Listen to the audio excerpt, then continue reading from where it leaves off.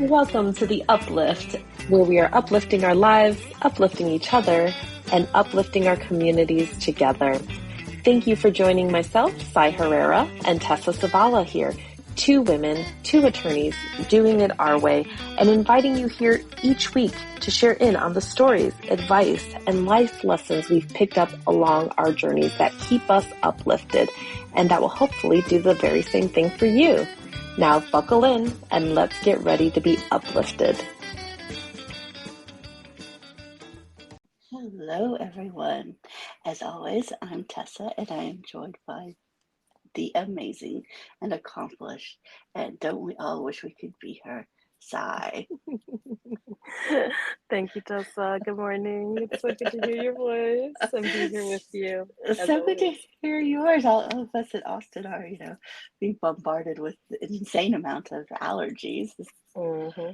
time of the year where that green film just kind of like gently sets on everything, and Yes.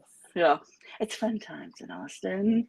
But the weather has broken, so can't complain about the outrageous heat dome that encompassed us all summer long. Yep. Yep. You can't have it So all. we cannot, or can you? I like to think we can have it all, just not at the same time, right? Like There you go. you you can't be all things to all people, right? And Oh, I don't even that's know if such a we good thing to remember. I've been thinking about this idea of self-sabotage and self-rejection, and once you said that, I'm like, I don't even know, can we be all things to ourselves Mm. at all times? Mm-hmm. I I wonder, don't aren't know those that we two? can. Well, yeah, that's a great question because sometimes we try to think that we can, and we have, maybe we give up on other people that we depend on. There's also the idea of like, not wanting to depend on anybody else. Maybe you've been hurt too many times and you're over Yeah, that, or you can't count on people the way you can count on yourself. It's a very real phenomenon. it is, and I think it's an idea that I like to think you can count on people, but they have their own stuff, right? So, like, Mm-hmm. maybe the time that you go to them for advice, they're dealing with, a cat who died, or their dishwasher flooded their kitchen, or it's just a bad day, right? Like, we Mm-hmm. all have them, and we all don't intend to give bad advice, but sometimes we do give bad advice, and that's just kind of life, right? I saw this Mm-hmm. video on Instagram this week of an interview with Serena Williams, and a reporter asked her whether or not she was going to play a good game, and her response back was, "Are you going to write a good story?" Love it. That's kind of Love like a it. really a crappy question to ask, but it also reminded me of an interview with an Austin football player, like world football, not American football. And this player was Norwegian, and it was after a loss, and a reporter asked, "Well, what happened?" And his response was, "Sometimes you just have a crap day. Haven't you ever just had a crap day?" As written a crap article. I'm like, you know what? It's just like this. Why are we expecting everybody to be perfect all the time? Right, Because right. nobody is, even ourselves. But And are then we having to doing it? explain like what should be a basic Yes. humanity type of thing. Like you're a human, you should get this type of thing. Yes. So I guess my question for today is, when does that kind of like allowing ourselves to be fallible and moving on from things, but when does that cross over into like this idea of self-rejection or self-sabotage?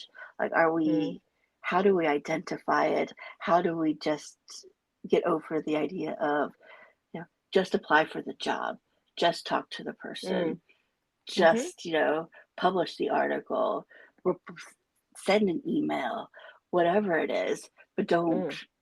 filter yourself, or don't cut yourself off from a possibility because you think that they'll just say no to you. Yeah, so many things come to my mind as you speak on that because there's so much that is related to self-sabotage, right? Like that might be the end result, but there's so much that goes into it, right? The Yeah. I mean, the first thing is like self-doubt, right? Like you doubt Mhm. yourself. You don't know if you're going to succeed or not. You don't know if you're going to get the result that you want. Um and basically you just don't know if you're good enough for whatever it is, right? And that's all tied up into our self-esteem and self-worthiness. And And then go ahead. since you have a kid, here's my question. Are we innately born with the idea that we can do Mm, everything, mhm. or do we get that self-doubt because people have put it into our little brains I really along the think way? that I think that people put it in there because, I mean, I see, I see fearlessness in children. It's a beautiful thing. Like, they Yeah. don't have that sense of ego yet, and when I do see, the self-doubt come up or the fear really, I see it as like somebody doubted you or planted something there, like, and it's hard to Mhm. describe, but I know I can see it because it wasn't always there. And then it comes out in a very specific way.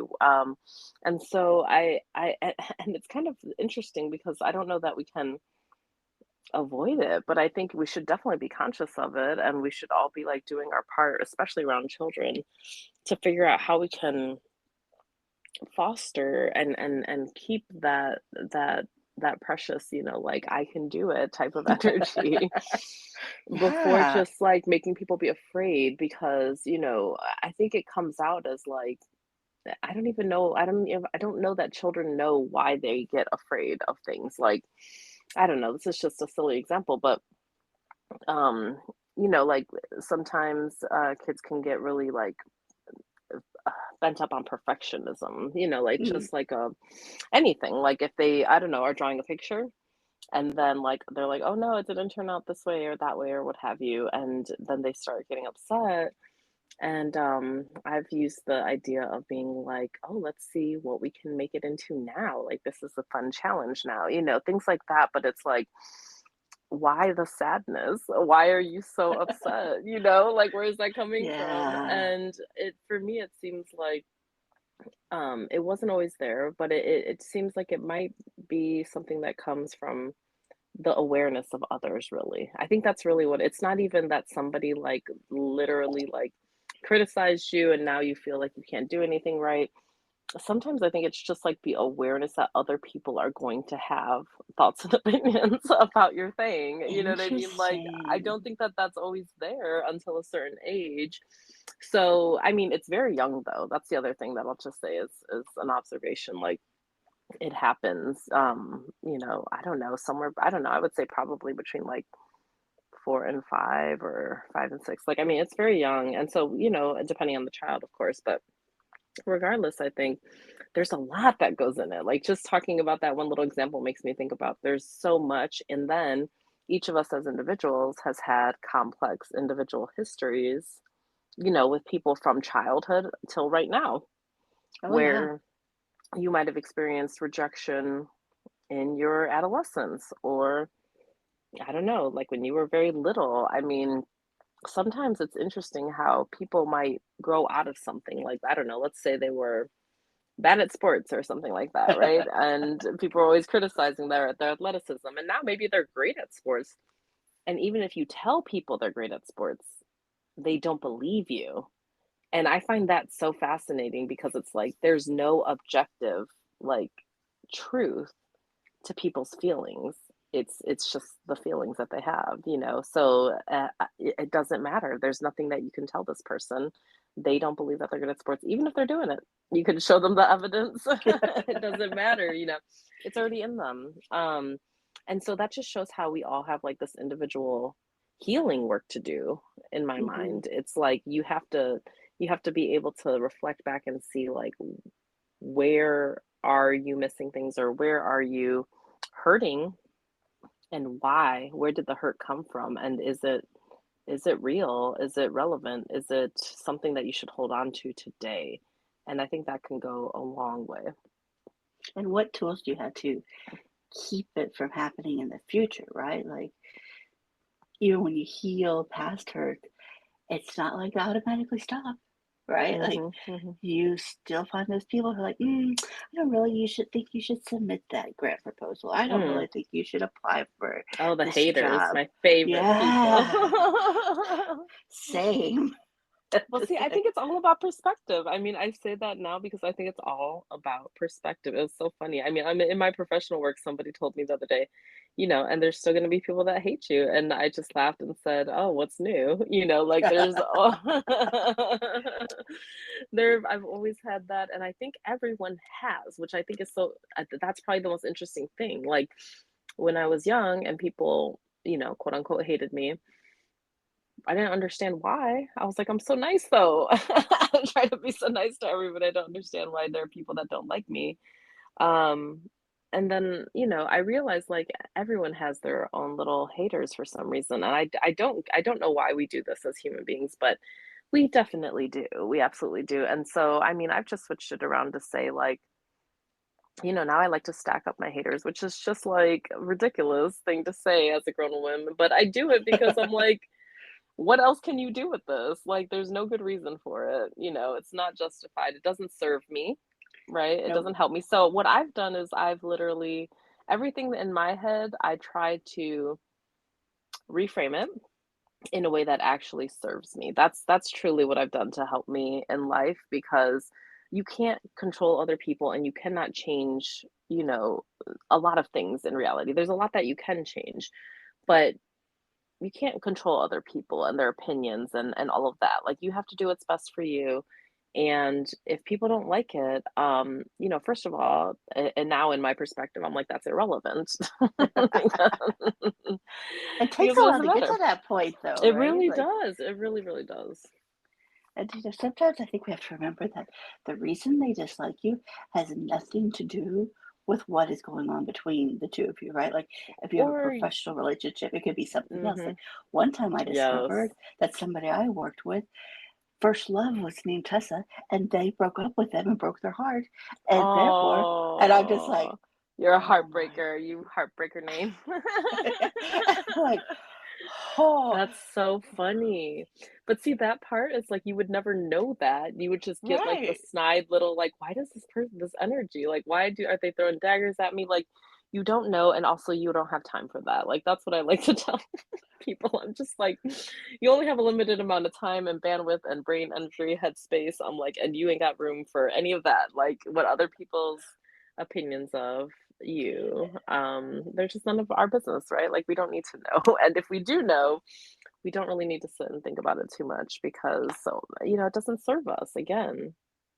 It does not, and I had always thought of saying, "It's not my problem," which sounds so, Mm, like, uh, I don't know if it's aggressive or if it's categorizing it in a negative way when it could just be something like, teen love that went astray, which was what I referred to that incident. But I heard somebody talk about it this week and said, "Well, I don't sit on that committee," which works really well for somebody like me in politics. But I'm like, huh, I really like that, right? Like, because it's not a judgment on it's just like it's their, literally not my business. Like it's yeah, not mine to deal without with. judging Right. them, like saying, not my problem. Like, let's just say that it's not even a problem at It's not a all. It's problem. just Yeah. life. And Somebody has that's, chose to spend time on this, yep, but I did not volunteer. exactly. I'm like, those kind of words and how we talk to ourselves Yes, about things, it's important. so important. And I want to believe that our body remembers it, right? And it Mm, will like stop us in the future in the same way if we don't start absolutely. speaking to ourselves in more positive light. And I That's think it the affects, power. yeah, not only how we talk about ourselves, but how we talk about others, because it all kind of like sticks out there in this morass of, can I wade through it and glide through it easily? Or is it going to be, kicking and screaming as we move forward? Mhm. Absolutely. Yeah, and I mean the power in that is amazing because it makes you understand that if you're giving power in this narrative to the hatred or whatever it is, the vitriol, the Mm-hmm. whatever it might be. I mean, it's not like, I mean, when I say you're giving power, it's like you're actually giving life to this thing.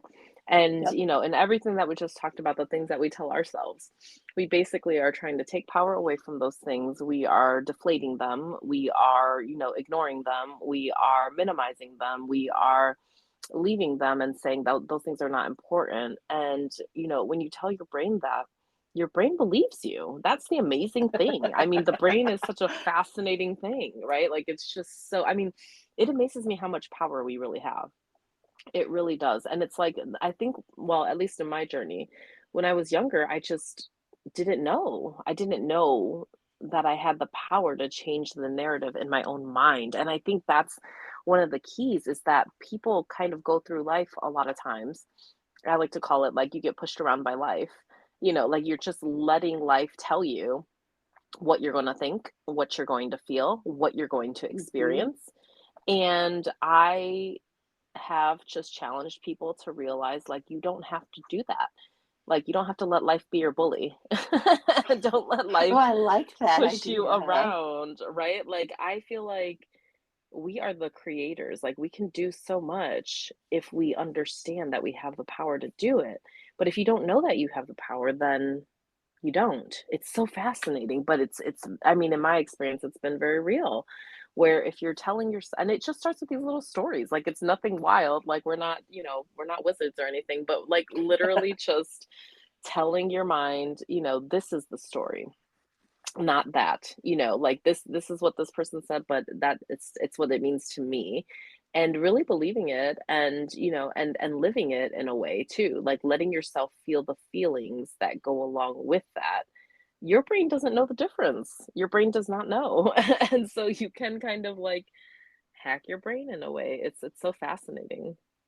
I love that. For some reason, I got this image in my mind for like some young kids watching their parent say, "Oh, I'm not, it was so bad of me to eat the ice cream bar," Mm, or "I don't deserve that," or "I look horrible in this." And like, wow, we all use that type of negative mhm. speak about ourselves, but we Yep. don't realize how it impacts the people around Yes. us, the Yes. people who hear us say it, and our future selves as well. Like the injustice that we're serving to ourselves is wow. Mhm. Yep. You're training yourself to know that you're bad. I mean, you're telling yourself, I mean, literally, like, you're programming your own brain to tell you how terrible you are. Like, it's just so, again, like, we don't understand the power of ourself, and we don't understand the power of our own narrative, of our own self-talk. We do not usually, recognize it because we're just living life, we're just trying to get through this crazy thing. And it's the human experience. It's just, it's just part of what everyone goes through. And I just wish that we could, get more people to see it sooner, to see their power sooner, and to experience their power sooner, because you can talk about it, but until you really do it and then you see the impact, you don't really understand it, right? You don't really know how great it is, how cool it is, how wonderful it is, how much power you actually have. So I would encourage people, like I always like to think about almost, I don't know, like little um trigger points, or times when we can notice things. And so for this situation, or for this opportunity, I would say, just like you were talking about earlier, whenever we feel hesitant and it has something to do with our self-worth, Hmm. like, don't send this, don't try, don't even go there, don't ask, like, all of those little things, when that comes up for you, you know it, because you feel a little something and you feel bad. Yeah. You feel a little bit bad about yourself, where you're just like, oh, what does this mean about me? Like, it means I'm not good enough. It means that I'm not going to get it. It means that they're going to reject me. It means that, it's not even worth a try because I know I'm not going to get it. All of that feels bad when it comes up. So I just encourage us all to, like, think about those moments and just pause. I always say take a beat. Like, whenever that feeling comes up, take a beat, and then just force yourself to, like, change the narrative, even if you don't believe it at first, but just literally say the opposite thing just to see how it feels. I mean, because at least then your brain has options, right? So, I mean, even exploring the idea of like, what if? What if I do get this job? What if Yeah. this person says yes? Hmm. What if? And then I don't know, like we've talked about it before, but for me, sometimes I think that this might be the worst thing for people, but for me, it always helps to think like the worst case scenario. Like I ask, they say no, I'll be fine. Like I once one no closer to yes. Like I have to tell me myself these things to coach up and keep going.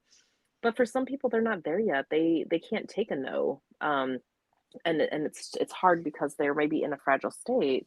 And so I think that's also an interesting thing to think about is where are you right now with your self-worth? Like to me, this all points to self-worth. And if you feel like you are too fragile to take one more no, um, then think about that and think about, is there something that we can do to shore that up, and to strengthen up there, because when you feel really solid in your self-worth and you know that you're worthy of good things, I think self-sabotage becomes less by the fact that you're not afraid of a no anymore. You have less fear around trying new things because you know it's not going to break you. And so I don't know all of the best ways to build self-esteem, but I feel like it's such a worthy conversation to have. It's such a worthy opportunity to seek out because when you get there, it changes a lot. It can change your life, I guess. It can. And I think you raised an excellent point about examine why you're feeling like you shouldn't do something because it is about self-worth. And I want people to trust their intuition too, right? Like, Mhm. is it you don't want to send this, say, email to your boss, hypothetically, because you don't feel worthy of saying whatever you're saying in this email? Or are you giving yourself pause because you have heard your boss say things that indicates that what you're saying will get you fired, Hmm. right? Trust your intuition to know the difference between, is it something based on your observation and your intuition about what's going to happen, or is it because I don't feel worthy of making this Mhm. statement or doing this act? And there's a difference, and I think we should. It's going to be a challenge each time to parse it out, but I think it's a worthy exercise to ask ourselves: is it our worth that is our self-worth that is our roadblock, or is it our intuition because we have observed or seen or feel something that will impact what's Mhm. happening? And even if you have that intuition or that insight, push farther into it because, like I said, you have feelings that come up and you know that they're real like they come up and you're like, oh, I'm noticing this thing. But sometimes we just let the feelings rule us. Again, like letting life kind of bully you around. I mean, emotions are next in line. Like they stop you in your tracks from doing things. They push you to do impulsively things that maybe are not the best thing to do, right? So I always think like if we can just step back and take a beat and like just observe a little bit what's coming up for us, right? Like what is coming up for me right now in this moment? Okay, I heard my boss say this thing. I think it means that thing. Again, the challenge could be, okay, it could mean that thing. Could it also mean this thing? Hmm. Right? And then if it is possible, then maybe it's about communicating that and asking more questions first. You know what I mean? Like it can be a whole conversation that is in your mind and with others, a conversation that could lead to a different answer as opposed to, your feelings are just coming up and then you run away. And because that's how our brain works. Like we are just trying to protect ourselves. There's something I always tell my clients and myself relates to communication, which you brought up, and it is, remember when you were 16 and you were asking your parents for permission to go to some party, the way you asked your mom and the way you asked your dad Mm, are different, or the way you asked your other parents and mhm. or your single mom and say maybe your grandmother, whoever was in the picture, you were people who you had to get permission from. You ask the different questions to get the same answer that you want. And that has not changed in life, I've discovered, right? Like the way I ask for something from, say, one politician is different from how I would ask for a different politician. Oh, But yeah. it doesn't change what I'm actually asking for. And it's, I think, a really valuable lesson to remember, right? Because maybe it's the way you're phrasing that email. Maybe it's the way you're explaining your Approaching it. Yeah. yeah, the way you Maybe it doesn't need to be an email. Yeah. correct. And maybe that job application you need to reword. Maybe it has nothing to do with the actual act, but how we're communicating it. Yeah, absolutely. And that's why I say, like, it's important to step back and make sure that your emotional being is not just reacting and controlling, because, you know, my grandma would always say there's more than one way to skin a cat, which comes to mind as you're thinking of that. Somebody gave me a better version of that, but I can't remember what it was. But she also said go over, under, and around, but get there. And Oh, I that's like, nice. I love that saying so Yeah. much, and it like sticks with me all the time, because I'm like, oh wow, this thing is hard, it's not working out, um, and and then I think like, oh well, this first try didn't work out. It changes it changes the narrative. Like this first attempt, this first swing didn't work out, but it doesn't mean that I can't find another way. It doesn't mean I can't go over or around or under. Like, it doesn't mean that there isn't another opportunity, but you have to hold that with you and remind yourself to try again, or to try in a different way, or to explore all of your options, explore, or create new ones, frankly. I mean, being creative is a whole thing too. Like what you were talking about. I mean, that's technique and strategy and approach, and all of those are important skills. But if you think that your only opportunity is to just ask somebody to give you permission to do something, like you're already limited in mindset, if you know what I mean. Like you've already cut off so many options that you actually have. Again, you're already not seeing your full power. And so I challenge people always to think in those terms, because I just don't think that we have a lot of limits, frankly. I mean, every time that I think, okay, well, it's not working here, I think, what else can I do here? What else can I do with these, people that I'm working with here? But I also think, like, and what about beyond the here? Because there's always another opportunity somewhere, somehow. There is. And I think when we say no to ourselves and we don't give ourselves permission to do something because we think we need the permission from somebody else, I'm like, oh, yeah. Of course, we all know that this is my trigger, the idea that rules were created by other people and that we have to live in them. And, as a lawyer, I get that there are rules, but hypothetically speaking, you and I had no part in the Right. vast number of rules that impact women and immigrants and people of color. Right. And some of those rules are very unwritten, probably all of Yes. them. Mm-hmm. They're still there, and they're still creating that kind of like division of you need permission to do this. Or if you're the woman at the table in a group of, say, CEOs, that's typical idea that the woman says something and then it gets repeated by a man at the table. And then everybody's like, oh, yeah, let's do that. It's happened too many times. It has happened too many times. But how do we give ourselves permission to say, yeah, that's exactly what I was saying, but in a way that, is effective? Because it's clearly saying that nobody's going to pay any I attention to still don't know you. how to say it effectively. I just say it like, oh, I'm such a smart ass. I have the opposite issue. I'm like, it sounds so much better coming from you, though.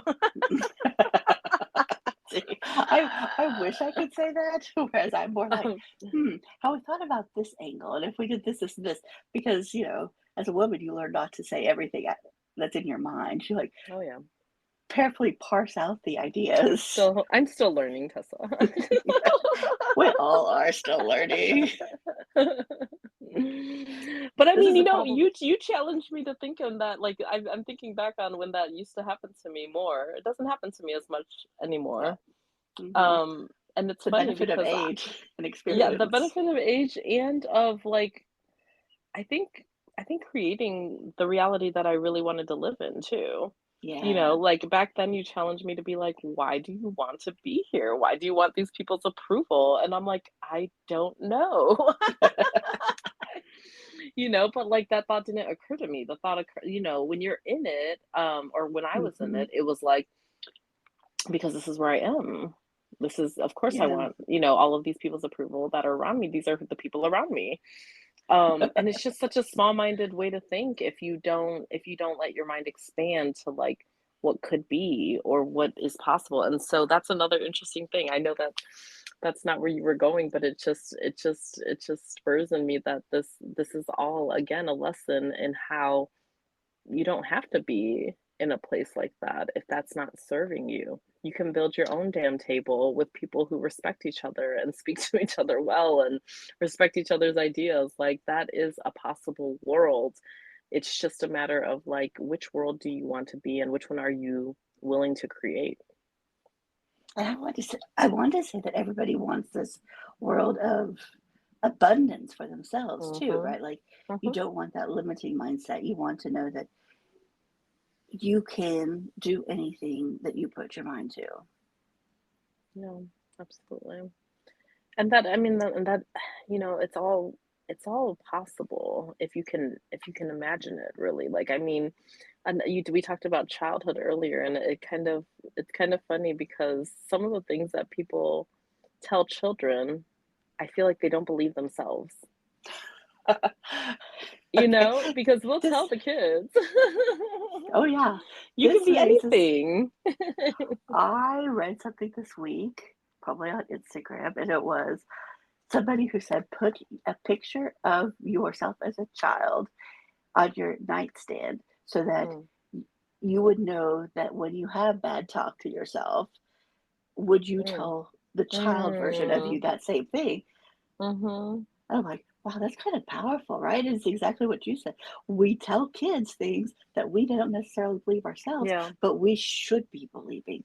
So maybe we do need like reminders of our I love younger that. selves so that we I love can that because speak it comes kinder to out. ourselves. Yeah. Yes, it comes out in people, like, automatically somehow, like, where you're like, you understand that this childhood is precious and that it's so, fragile in the way that it's not even fragile, but, it's a very important time of growth, right? And that whatever you do and say can really change this trajectory and have so much impact, right, on a child's life and on the rest of their life. And it's like we grow to a certain point and it's like, you know, it's almost like society tells us that we're not as worthy as adults as we were Ugh. as children. Like really, because I mean, we think about children as like these innocent, full of potential type of and I've felt this in other times of my life where I'm like, hmm, a few years ago it was like, oh, I could be anything. The world is my oyster type of thing. Hmm. And now people are like, "Oh, what's your major? This is gonna be your job. That's gonna be your life." And it's like so Oh, reductive. yeah.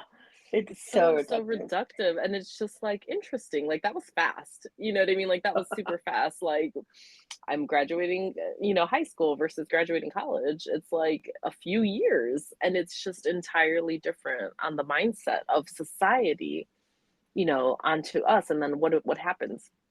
We tend to internalize, you know. And So, as two people mhm, who went to law school who are not, litigators somewhere, mhm, mhm. I think we embody the idea that you can get a degree and do something different. You can get a Yes. degree and do something that is tangential. You can Mhm. use your degree as a stepping stone to something else. The Yes, skills yes, you learn in your degree are transferable yes, to other things. yes, absolutely. And I mean, and there are literally, I mean, there are no limits. Like, I even think about that, where people are like, well, you can't practice law here if you didn't take the test here, and blah, blah, blah, blah, blah, blah, blah. And I'm just like, that's cool. I don't need to take the test. I don't, I don't care. Like, I think that skills are the most incredible things, like in life. They're like the little gold nuggets that you pick up along the way that really have the most value. And just because somebody says you're not certified, I can't, speaking of women, I just have to say this, like, Yes. I find it so perturbing that there's so many times where I meet these incredibly brilliant, I mean, just stunningly amazing, accomplished women, and just brilliant in the sense that like they have this amazing mindset. They have this expansive thought. They have these incredibly creative ideas for solving real societal issues in the world. And then I hear them say something to the effect of like, well, I want to do this, this, and this, but I have to go get my degree and the certification and this thing and that thing so that people will believe that I can do it. And it's not even that they have, What? yes, it's not even that. And I'm talking about like doctors, lawyers, healthcare, like incredible healthcare providers or like pioneers who are already doing the work, mind you, right? But they're like, but people won't take me seriously unless I get my master's, unless I get this certification, unless I like, and I'm just like, that's shit. I just want to like, that's all I want to say is that shit, because it's not that it's not true. Sometimes it is true. Sometimes it really is true. And they understand, they have, again, like you talked about earlier, like having that keen insight into this is the reality. I know that this is true. That's why I'm doing this. Like, it might not be that this is something that's self-imposed. It might actually be external, and they pick True. up on it. And I just think it's so tragic. It just me. I just want to say that that is shit. I hate that phenomenon, and I think it's terrible because there's no reason for it. We're holding people back again because as a society, we've also assigned worth to people based on shortcuts. Essentially, that's the way I Hmm. think about it. It's like we don't want to get to know you. We don't want to sit down and do the work and think about whether or not you're worthy. And we really want to pass judgment because we love to do that. And so we're going to use all these shortcuts to pass judgment on you quickly so that we can move on to the next person and pass judgment on her. And so It I hate reminds this. me of all those like academic articles about Mm. the hiring process where Hmm. men are viewed for their potential and Yes, women are viewed for what they exactly. have done. And that Yes. story makes me think of all these women who limit themselves to getting the extra certification or degree are like buying into that narrative and have started to agree with society. And I'm like, hello, these are rules that we did not make up. And let's face it, I don't think men are playing the same game. I think they wouldn't see that they needed that certification. I think they would know Mm. that they're just going to do it until somebody tells them otherwise. Yes, yes. And so what is the hack? Like, do we just have the same confidence as a mediocre white man, or do we go and change the world so that they view us like without this ridiculous double standard, or both? I don't even know what the play is anymore. I just find it so frustrating that that's our perceived reality anyways at this point. For me, this is my mindset because I view the world where I think women and people who are othered advance by participating and Hmm.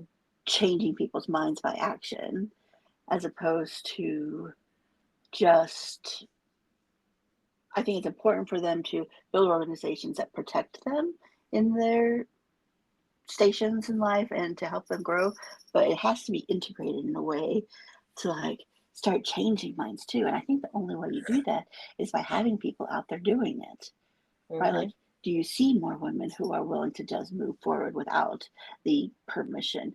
Do you see more people who accept diverse tables because you just put yourself at that table as opposed Hmm. to waiting for permission? I remember when I worked inside the Capitol, I worked for a woman who was a rare breed and decided, there's a bunch of guys in that room. I'm just going to walk in because they're not making a Yes. decision and I'm going to get this done. I'm like, so I often say to myself, be like Beverly because she Mm. would just do it. But I also think, it is that probably location specific. Do I enter the room? Do I change the dynamic? Do I speak up? And I think the answer is always yes until somebody like forces you out of that room, Mm. right? Mhm. Like I don't think it is until somebody tells you no, because I think there's always a way around a no.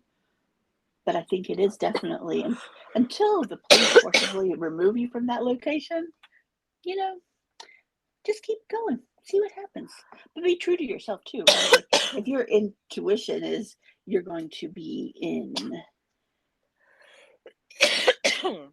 physical or legal peril, then maybe we just don't go that far.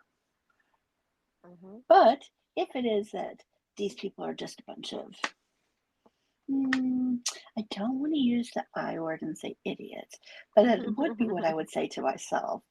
But let's just say have not been informed by society that there are other options.